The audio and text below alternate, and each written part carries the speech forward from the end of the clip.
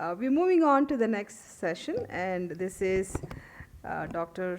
Shobhit Mathur. He's the Vice Chancellor of Rishihood University, and he's going to talk about new directions in university education. Thank you. Thank you for inviting me over. Rishihood University is also proud to be a partner for this conference, and I thank Subroto ji and everyone else involved in giving us this opportunity. So taking a break from what we were discussing in the previous session, I think something that is very important and all of us very well acknowledge and know is that the importance of institutions. So conferences, thought building, all this eventually happens in institutional setups like where we are in a very prestigious institution today. So how do we do this? And particularly from our context, understanding its need today, what are the challenges, and what Rishihood is trying to do in establishing a new academic institution not too far from here in a place called Sonipat, about 50 kilometers from here. So I'll be sharing some of those experiences. Broadly, I'll talk about institutions, their landscape, importance of educational institutions, which we all know about, and then what is Rishihood trying to do. I'll keep it brief. I'll keep it for about 20-25 minutes, and then I can take a few questions. So I request all your kind attention. So let's begin with institutions. We all know they're all around us. We can see the family or the community, we call them as institutions. The state, again, being the national capital, we recognize it very well, its impact. The markets, the firms, and political parties. Broadly, these are what we would call institutions. But something that is missing there are educational institutions. So despite all discussion about a civilizational renaissance that we have, we all know that eventually we are here. If we say that we have been the cradle of civilization and we have lasted for millennia, it is primarily to something called the Guru Shishya Parampara is also an institution. So what does it mean in today's context? So this transfer of knowledge, generation over generation, that mandate eventually is still with academic institutions. So somehow we cannot ignore, if we have to see a vibrant civilization, it has to be coming out of academic institutions. That has to be recognized, the importance of that, it cannot be ignored. And educational institutions have been fulfilling that need for millennia and will continue to be there, despite many different forms of where we can transfer knowledge, we can do many other ways, but still a live transfer of knowledge, a live transfer of consciousness only happens in the presence of masters, and that is within academic institutions. So that is where was also my realization, because I was not of this opinion a few years back. But understanding India, understanding its challenges, understanding why we are where we are, I started to appreciate the importance of building academic institutions. And that's very, very important. And that's also the attempt at Rishihood. So educational institutions are not just another institution. In fact, they are the central institution in many ways, because what comes out of educational institutions is not just the people who go to different institutions, the ideas that animate all institutions eventually come from academic institutions or educational institutions. So we should be very, very cognizant of this fact that we cannot ignore them. We can build great political parties, we can build very strong, robust markets, firms, family, or the state, but without having a strong academic institution to support all of them, or a network of academic institutions, or an ecosystem of academic institutions, we will not be able to influence them. So this is a very important slide that I request all my colleagues here to pay attention to, that this is very, very important and we'll have to pay focus on this. In more recent times, we have tried to build some interventions here that we are starting. I can see Dr. Joy Sen here. We are starting some centers in academic institutions on IKS. We are building some think tanks on this, but all of them eventually have to be hosted in academic institutions to be able to influence all of this. So that's also very important, the centrality of academic institutions. So in some ways, we say that educational institutions shape civilizations. It has been so for long. It continues to be there. At Rishihood, what we call this, in that sense, is we call it Vyakti-Vichaar-Vyavastha. So you can hold on to this thought. I'll elaborate on it further. But this is the triple level of impact that educational institutions have. It's on people, it's on thought, it's on systems. So just zooming out and looking at broadly educational institutions in India or even in the globe, right? So I know it's a simplistic representation, but it is gives you a sense of where it is, right? So if you take it as there's two axes, one is on the economic axis where you can call it the left or the right, and there is a religious / a cultural axis, broadly divided on theological basis here, the Christian or the Islamic or the Western thought. Most academic institutions fall into these three brackets, as you can see here. Most professional degree giving institutions, MBA, engineering is on the economic right, broadly driven by the Western ideas. So that's where we are. Mostly if you see humanities, social sciences, liberal arts, all this is on the economic left, and it could be divided theologically either on the Christian or on the Islamic axis. So this is where we are. I will not name institutions, but we all know. And it is not a judgment on either of them. It is just the way thoughts or ideologies are shaping institutions, and in turn they influence and build this thought. This is the broad framework of how academic institutions are spread out in the country and even in the globe. Now, when we think of building a new academic institution, and that is important because, as I've said, that is the central institution that we all have to focus on, it is natural that when we start something, we'll eventually end up being on this landscape. But then, does that suffice? Because we'll be most likely professing those ideas. So how do we build an Indic or a Dharmic or a Bharatiya academic institution? Does it lie in this axis or it's completely different? So our result of our thinking and brainstorming at Rishihood is it's a completely different axis on which we have to think of building an Indic academic institution. We can't be falling into these binaries. That's easier said than done because a lot of thought building has to happen of what genuinely is a Bharatiya thought. How does it profess ideas on different axes that we see here? What would be its founding principles? So it's a very new challenge, and we have not faced this challenge for long. So we need an Indic educational institution, higher educational institution particularly. And it's a difficult problem to solve because you need to be grounded, rooted in the Bharatiya thought, yet you cannot be inward looking because we want to be influencing the globe, we want to learn from what's happening in the best of the academic institutions or what's happening in the world. So you cannot be inward looking, in fact you should be actively engaging with the rest of the world. Easier said than done because most likely when we start institutions like this, we become very inward looking and we are just battling the thoughts happening internally. But as we do that, we also have to engage globally. That's important. Many a times when we build institutions like this, it may happen that they become unaffordable or inaccessible to people. So they have to be accessible. At the same time, they also have to be high quality. Right? We cannot be compromising on quality. We want to compete with the best in the world. We want to compete with the best in India. So they have to be having a high quality institution as well. But while doing that, it should not become a very elite institution in that sense where people cannot access it. So it's again a dilemma or a binary that we have to battle and settle in between. And the curriculum, we talk about liberal arts, which is very multidisciplinary.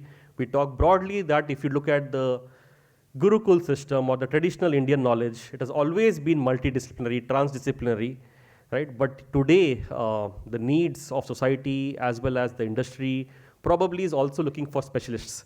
So how do we develop specialists as well as give them this whole holistic education or a multidisciplinary education? Again, a challenge because you have a limited time of 3 to 4 years in which you have to do this. This problem is not very well solved. I mean, we'll have to appreciate this as institution builders that we can speak about it. I can put it on a slide as just 3 different challenges that we are trying to address. But each of them is a constant battle within when we are building this institution. Because the more we go towards our traditional knowledge and we start looking more at our Indian core, it may naturally happen that we start dismissing what's happening globally. The more we try to build big infrastructure, good infrastructure, hire excellent faculty, it may very soon happen that it becomes inaccessible to many people, and that's happening in India as well. If you look at the private universities, some of them who claim to be very, in that sense, high quality, have become very elite institutions and beyond the reach of the common man. And it's an easy problem to solve when you say you are liberal arts, but then you know what it comes along with.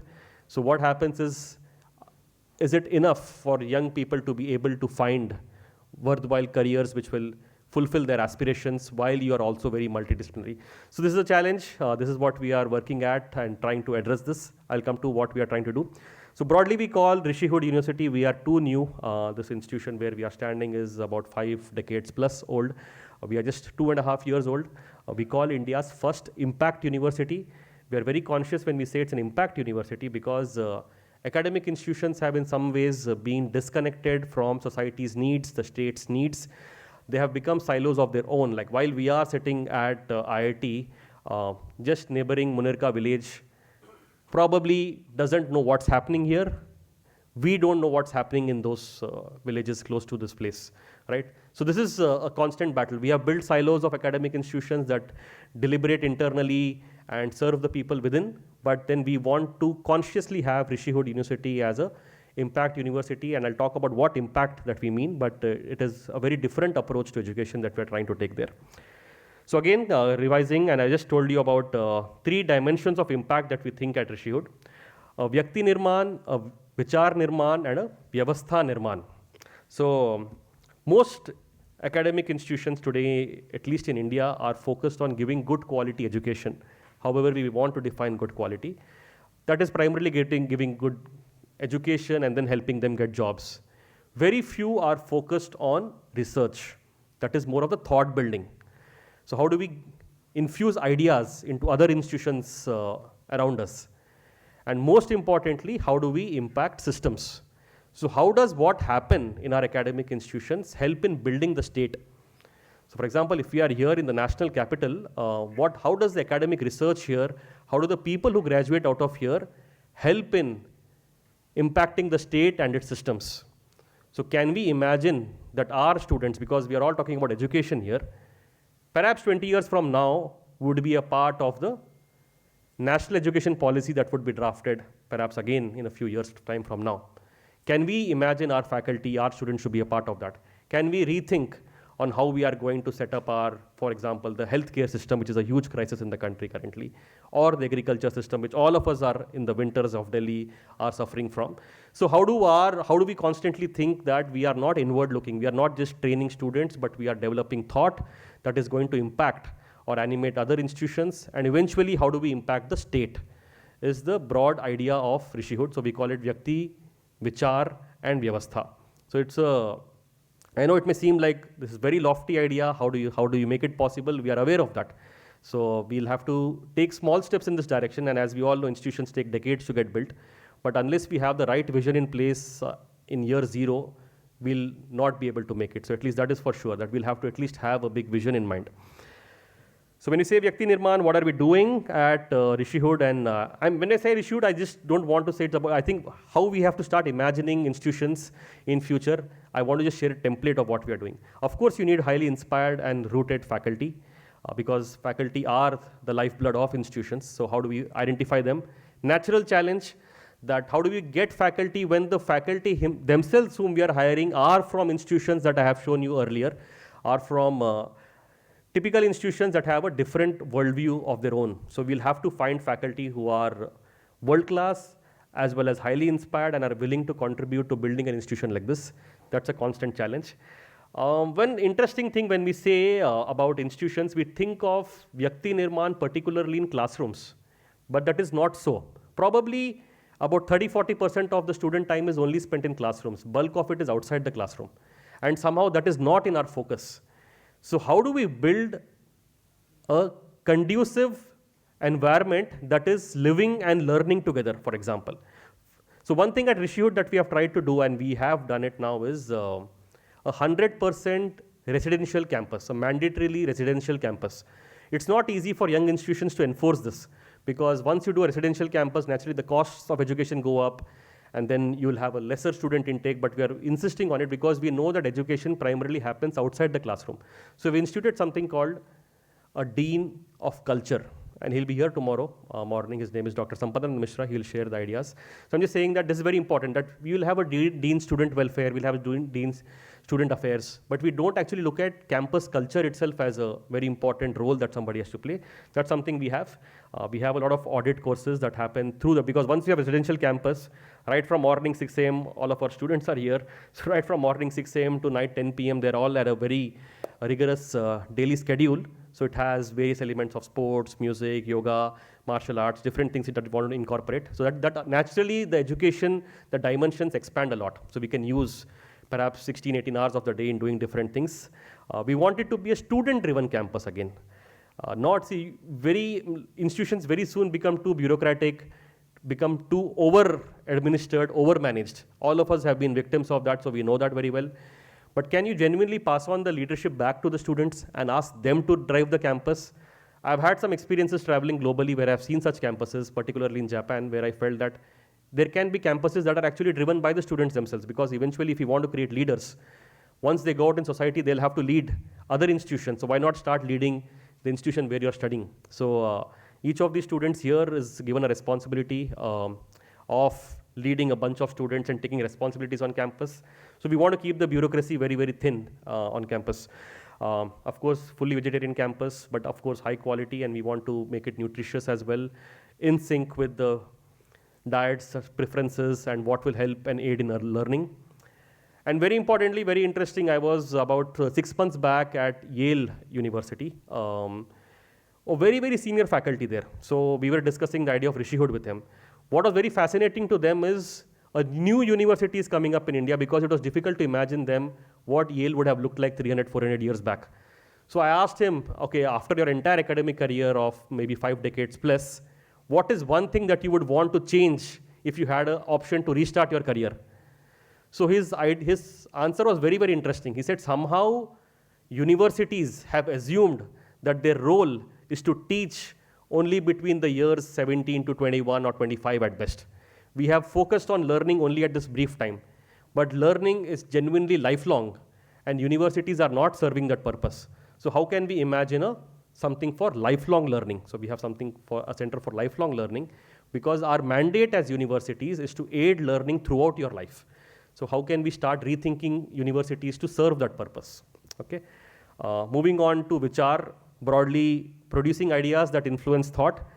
So what we don't see Rishihood as the way that can solve or address all the challenges ourselves. We definitely are looking for collaborations, and we are actively collaborating. But one thing that we want to do perhaps in a few years from now is make a model pilot successful experiment that can serve as a template for others to follow. So we're developing a lot of model curricula. We're working on very innovative ways of teaching. And if these experiments are successful, sure, some of them will succeed, some of them will fail, but if they start distilling and becoming good, then they can serve as models which we would definitely want to share with other institutions out there who can use this and do similar experiments in their respective institutions. We have a Center for Human Sciences. We have talked about natural sciences, social sciences, different types of sciences, but somehow India definitely needs something like human sciences, and we have a huge knowledge tradition around it. So how do we rethink and go back and build sciences which are based on human, and then we do a lot of research on Indian knowledge systems, particularly from Sri Aurobindo's thought. The person who leads this is the same Dean Culture. His name is Dr. Sampadan Mishra. He heads the Center for Human Sciences that influences the curriculum at Rishihood. Of course, we have a research cell. Again, research is a big question. All of us here who are academics will appreciate this, that somehow research has become completely going in a different direction altogether. But it has become a very different pursuit. It has not gone back and served society or its needs very well. And we all recognize this, right? With predatory journals, with different forms of publications happening there, we are finally looking more on publications, its count, and not as much about actually are we producing thought that shaped society and civilization. So can we build a new research culture which is inspired by the needs of the community or the country and in turn serves them? So very different way to motivate research than just a number of publications or the quality of the journals where it's published, which is important, but it's not sufficient in that sense, right? broadly tried to put out different dimensions at which we are trying to do some work. It's still early stage. These are difficult challenges. We should all recognize this, that, and we know that for perhaps decades or centuries, we have not built institutions that we can truly call are grounded in our philosophy or the Bharatiya thought that is like mentioned here. So on many different dimensions, we are just borrowing frameworks that have worked very well. So the template would still be a Harvard or an Oxford many places, right? But then how do we rethink curriculum? How do we rethink textbooks? How do we rethink our reference books that we give? How do we rethink pedagogy? How do we rethink evaluation, right? And how do, I mean, these are all new questions. It's a tremendous areas of research and possibly PhDs out there where what do we do with the different ranking systems, right? Somebody recently just asked me, oh, would Rishihood be going for rankings? What if you do this, you would not be in the rankings anywhere? Would you get NAC accreditation? So all these things are true. They're all out there. But how do we rethink? How do we develop something very different? If we have to think originally from our perspective, how do we do this? How do we build the right benchmarks for quality? When we think of education is only the intellect, can we think of the 5 koshas that we have? How do we develop each of them? How does our curriculum aid them?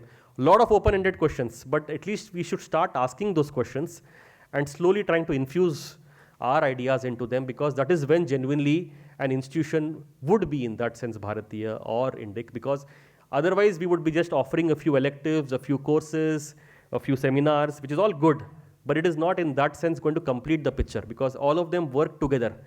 They would reinforce each other. So that is the big focus on the Vichar Nirman aspect. On Vyavastha, which is systems and institutions, how do we engage or influence them? Very well established institutions are out there, and I can take a few names here which are working with government, and it's glad to see that the government is also reaching out to us. But that's very important. We cannot ignore that, because eventually scale comes by engaging with the system, with the policymakers, with the state. That, we like it or not, is still a huge force of impact. So we will have to work with them. We will have to work with the community that's around us. Right? We cannot be disconnected. We don't want to build, for a very interesting statistic is perhaps Sonipat, where Rishihood is located today, is India's largest education hub. It has about 11 universities in an area of 10 square kilometer. That is the density of the intellectual capital there. But Sonipat is not in the national news anywhere. Nobody cares. It is a poor suburb of Delhi. Why have these 11 universities there not been able to make an impact? It should be probably like a Silicon Valley, right? That it should be doing something in that very different dimension when such high intellectual capital is there, including an IIT Delhi campus, satellite campus is there. So that's there. Then we have to engage. Universities typically don't talk to each other. How do we talk to each other? How do we exchange curricula? How do we train our each other's faculty? How do we share research? How do we do joint collaborations? So we'll have to work on that aspect. Capacity building programs for schools. And one interesting experiment that we are trying is we are engaging with Gurukuls, because Gurukuls typically are up to the standard of 10th, and then we have to, in that sense, in the age group. But then what happens next? These are unanswered questions. So we're looking at that. There are few critical success factors that we have identified. That is building, of course, a core faculty, a core leadership team that is committed to Rishihood, that is committed to institution building. Typically, faculty are of the perspective that we want to teach, right? But then when you join institutions like Rishihood, you'll also have to be institution builders. A lot of administrative work, a lot of uncertainty, a lot of chaos. How do we handle that? We are not trained during our PhDs to be able to handle all this. Then a quality student cohort, how do we convince young students to come to a new place, take the risk? How do we build financial sustainability? It's not easy when you have to have huge infrastructure according to the UGC regulations or the Private Universities Act regulations. How do you build huge infrastructure yet be financially sustainable? Who are the philanthropists who are willing to contribute to building institutions? Not too many out there.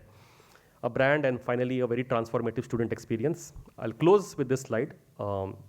That we want an education. This is Swamiji's thought, and the word Rishihood has come from Swamiji. Nobody else has used this word before this. That he himself says that this is when we say that education can produce such type of people, he calls them having reached the state of being a Rishi, or in the state of being a Rishihood. So that's where the word Rishihood comes from. He's been our guiding civilizational icon, and that's the inspiration that drives us every day. Thank you. Thank you so much. I can only relate to this because starting small things itself is so hard. And you're talking about university campuses. And my pronouns to you, my pronouns to you, because it takes a lot of courage. Because it has to be financially sustainable. That's the biggest challenge that people don't understand. The moment you say, I opened a university, you will get requests like, can you put him in, can you put him in? So, my pronouns to you, okay. All right, so we're trying to get back on the schedule, so Subratoji, if you can honor him.